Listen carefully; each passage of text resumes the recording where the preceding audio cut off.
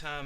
One of the more challenging things is allocating dividends between preferred shareholders and common shareholders. So in this case, we have 10,000 shares of 10% $50 par non-cumulative preferred stock and 20,000 shares of no par common stock outstanding. The corporation declares $120,000 of dividends. So we need to figure out how much of the $120,000 goes to preferred stockholders and how much of the $120,000 goes to common shareholders. Well, as you know, preferred shareholders get paid first. So we need to calculate what is the maximum preferred stock dividend. To do this, we need to use the preferred stock data. So we have 10,000 shares times $50 par gives us $500,000. This is the total value of our preferred stock account. Then the 10% means that the dividend that the preferred stock pays is 10%. So that's $50,000.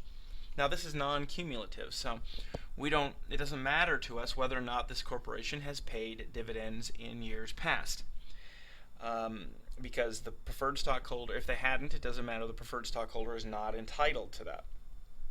Had it been cumulative, then that would have been an issue. If there had been any dividends in arrears, we would have to pay those before we paid the common shareholder.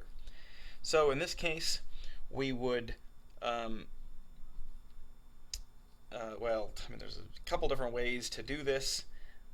We can debit a dividends account and whatever, but what we really,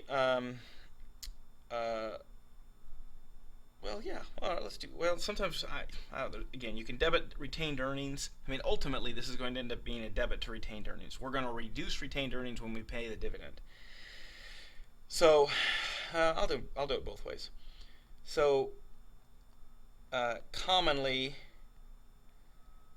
this is what's going to happen. We're going to debit retained earnings for the $120,000, and we're going to credit. I'm going to abbreviate this because I'm about out of room on this side. Preferred stock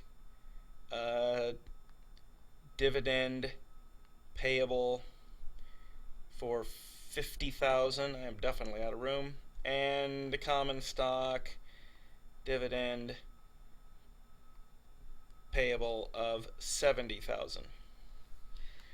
Right, I guess I don't even need to do the journal entry for this, right? We can just show, okay, so of the $120,000, the preferred stockholders getting 50, and the common shareholders are splitting 70.